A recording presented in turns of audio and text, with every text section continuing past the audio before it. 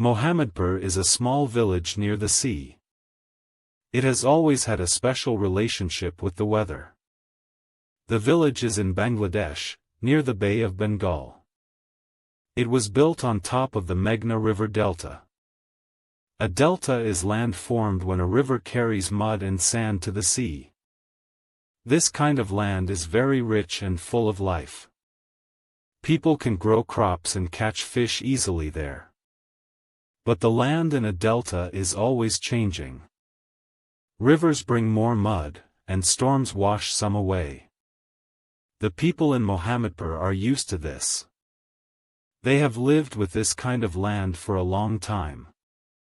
But in the last few years, the weather has become more extreme. Strong storms, called cyclones, come more often now. These storms cause big floods. The floods make it hard to grow food and catch fish. They also destroy the coastline. With each storm, more land disappears into the sea.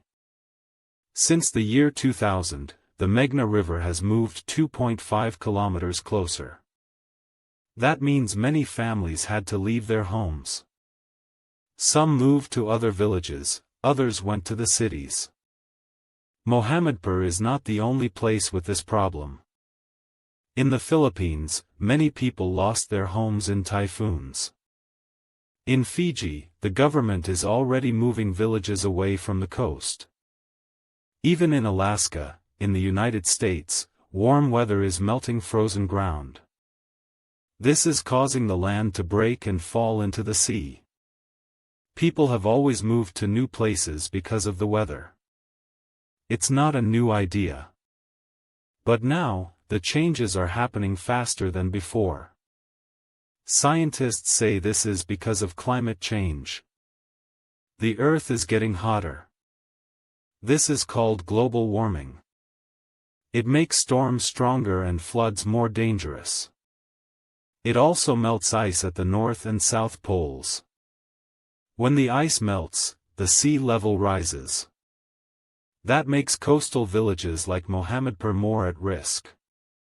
Even countries that have money and technology find it hard to deal with. Because the weather changes too fast and in different ways. The sad truth is that the poorest people are often hurt the most.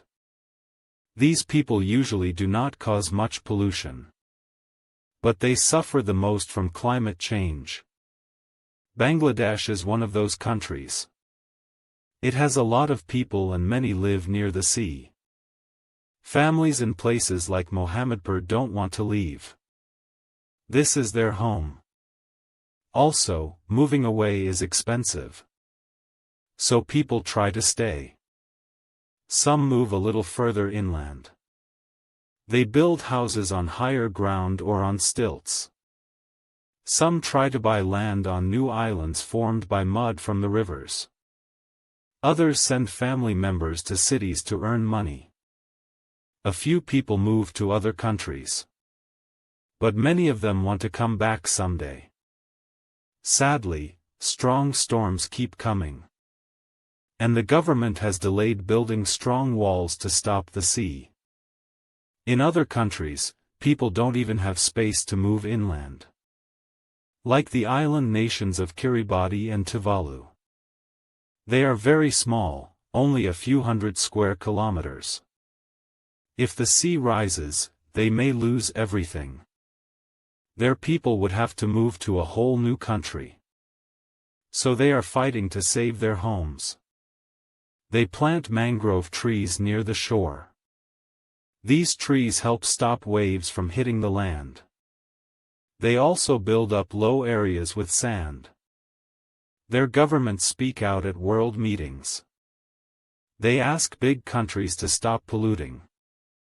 They ask them to take responsibility for climate change.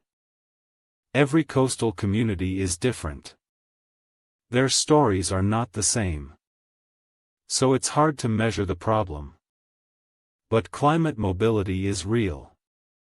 It is happening now. And as the weather gets more extreme, more people will be forced to move. That's why we need to listen to them.